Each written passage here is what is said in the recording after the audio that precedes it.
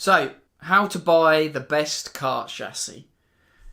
Just buy whatever's winning, I guess. I don't know.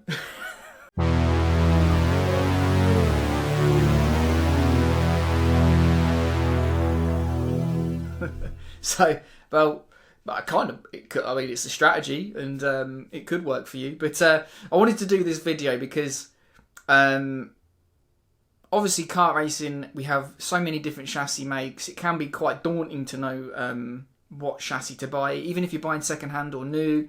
You know, you might know that chassis, you might not have ever heard of another chassis, but you might think that might work for you and that kind of stuff. So I wanted to do a video to kind of explain some of the psychological pitfalls that we have when we're choosing kart chassis, and some of the things you just need to keep an eye on and be wary of, and maybe some philosophical stuff about why you go racing. You know me, I don't do things kind of by the norm. So first of all, I wanted to start the video with a kind of a perfect scenario on how to choose a kart chassis. There's a reason on Karting 1 that I never did chassis tests, really. We tested the RS8 because it was a weird chassis, but that was because it was kind of different. It wasn't because we were trying to evaluate the performance of each chassis type thing.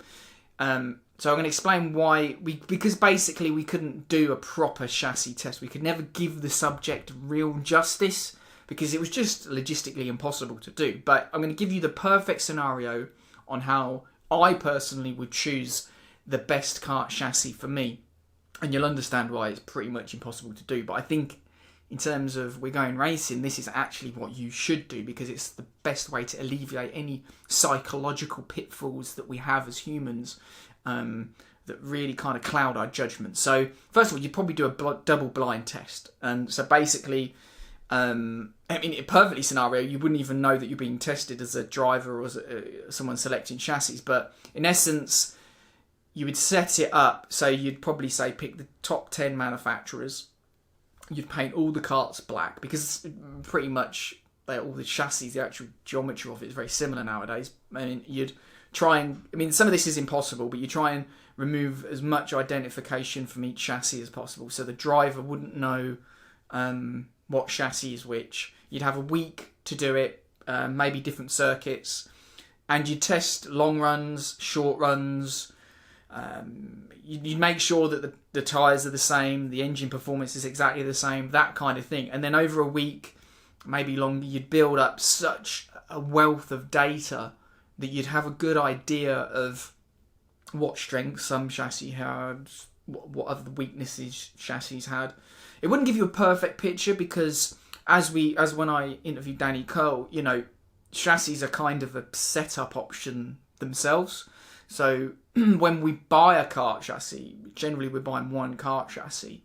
But some people at the top, the elite level, you're not really using chassis in that way. They're more like a setup option, so they're almost disposable, but we're not going to talk about that today. We're just talking about the actual singular purchase of a kart. So the reason that you'd set up the perfect experiment like that is because you're trying to alleviate things like the Hawthorne effect and the novelty effect. And I'll explain this because I think it's important that you know these things, because when you go and test the chassis or anything like that, it's good to be aware of these things. So the Hawthorne effect is kind of, it's like an observer effect. So it's this idea that because you're in an experiment, I guess, and because you're being observed, your behaviour changes because you're being observed, kind of thing. Now, if you're testing a kart chassis, you kind of want to have, as a driver or a parent, and we'll go on to why those things have changed the market in a minute, you want to make sure that just because you're testing a different chassis, you don't drive differently than you usually would. It's not wholly possible to negate this kind of thing. But because you're being observed, because it's a different environment, and like the novelty effect or the novelty bias, some people, their performance can change purely because there's a novelty factor, and you can attribute the change of performance on the change, the novelty aspect, when in fact it was actually the person.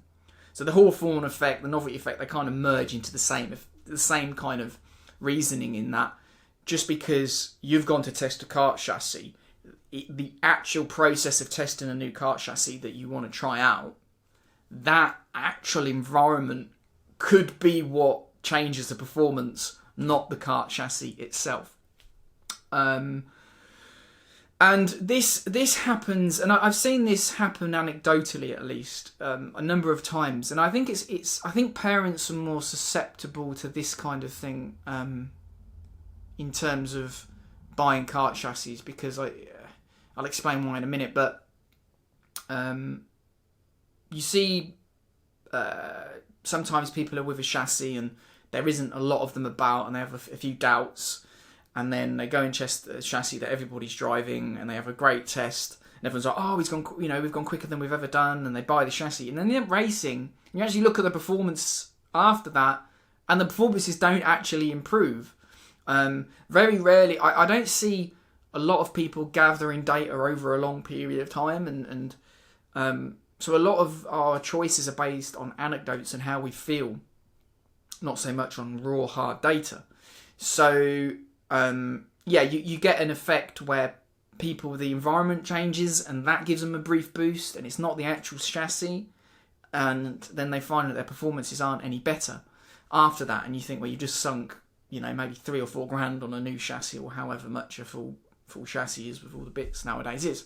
So always be very aware that you are just a human, and you are susceptible to weird quirks of human nature. And that goes towards the next point. So I've tried to explain the kind of the fallibilities of humans and that kind of stuff. And it extends into kind of our general perception of kart chassis. So as humans, and I've said this before, we fear negativity more than we're rewarded by something positive happening. So it's like the fear of something going wrong it affects us more than the actual anticipation of something right. So when you see a full grid, and it can be geographical, but generally speaking, I think the internet and has helped push this. OTK tends to be the kind of, it's like the safe choice. I mean, I know I own an OTK, but I didn't buy it because I wanted to have an OTK. I don't want an OTK. I don't want a road tax. I bought it to prove a point. So, but generally, the grid is full of, most of the time, 50% or more will be OTK karts, whether it be Kosmic, TonyKart, or whatever brand they're repainted kart. They never used to be just repainted TonyKarts. They actually differentiate between the brands. But anyway, I digress. So why do people tend to go towards the OTK product? I'm not saying the OTK product's bad at all.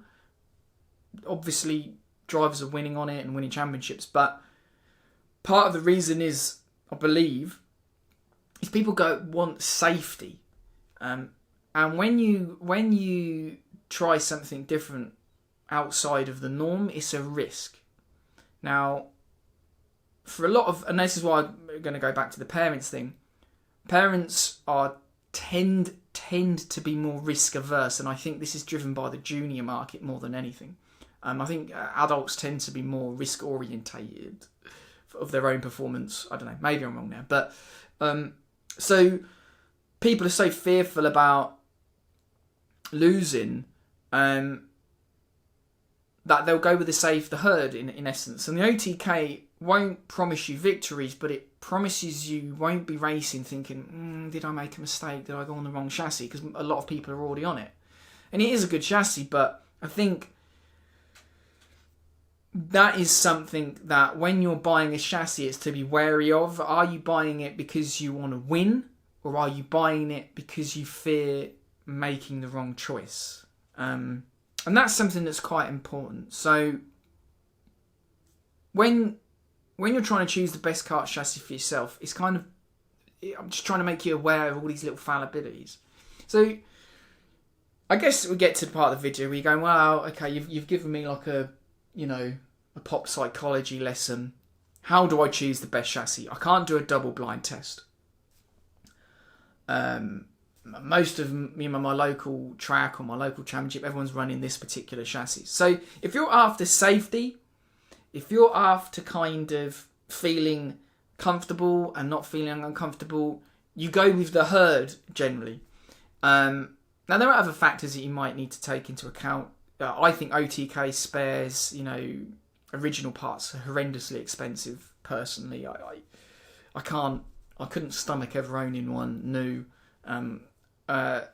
So spares cost, stuff like that. That's always worth looking into. So when you're buying a chassis, you might think at first, I'll go with the herd or whatever, but you actually look at the spare parts and you think, actually, to get all them, it's a bit expensive, so you might go somewhere else. But so that's what I'd recommend if that's the way you are orientated. But generally speaking, the question I ask myself is, why are you going racing? And that's really the key question here, and this is what it boils down to. Why are you going racing? And for me personally, that's the question that actually informs me what route I would take. So I'm more people orientated, I guess, and I look at the motivation of the people that I'm racing with. And if I was to buy a chassis new, I would want to be part of a journey and a mission to win, to try something different.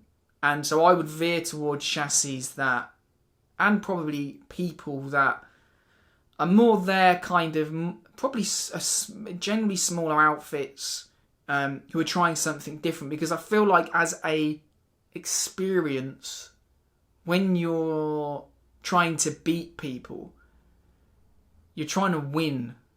So having that kind of freedom to try something different makes the experience more wholesome for me personally. So I would look more towards the people that are selling the chassis or developing the chassis even better than I would towards what everybody else is doing. And you're never ever going to get a clear answer of what is the best chassis for you. It's more a question of who are you as a person and what do you want to get out of racing. And you ask that question first, because that's really how the market works. And I think the grid is reflective of society in general, where you get maybe 60% will follow what everybody else does. Then you'll get maybe 20 to 30% of people that kind of choose brands that are still well known, they're kind of safe. And then you get 10% who are on karts that are very rare, relatively speaking. And the choice it's not a choice, it's just identifying who you are. Do you want the safe option? Do you want the semi-safe option? Or do you want the kind of risk? And that's how I kind of judge how you choose the best kart chassis. And it's who you know, like if you develop a good relationship with the person selling the kart, and those things can, develop into, you might find things that other people don't do, so it's like the video isn't going to give you a clear answer. I'm just getting it's a very opaque answer, but I'd rather be honest than kind of saying this car or buy this car or buy this car. It's more, who are you as a person? So, and that's the best I can do on the subject, because I've just seen so many people, buy into what everybody else runs. Their performance isn't any better, or sometimes it does improve. So everybody is different in that regard. So I hope the video's helpful. I hope it gives you.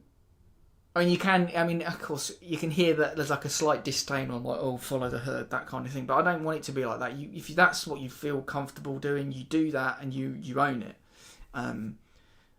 And yes, I hope it helps. If it doesn't, I apologise. But I'd love to hear your comments on this subject anyway. Like, how do you choose a chassis? What advice would you give people? So if you do have advice, anything like that, please comment below. I'd love to hear from you, and also like and subscribe on the channel. Every like and subscribe really helps us. Hit the bell on the notifications, so every time we hit a new video, you'll get notified. And obviously the Patreon link is below, and PayPal and all that kind of thing. So thanks for watching. I hope it's informative. I hope it helps. And yes, good luck with whatever you buy, whatever you go with, and good luck with it.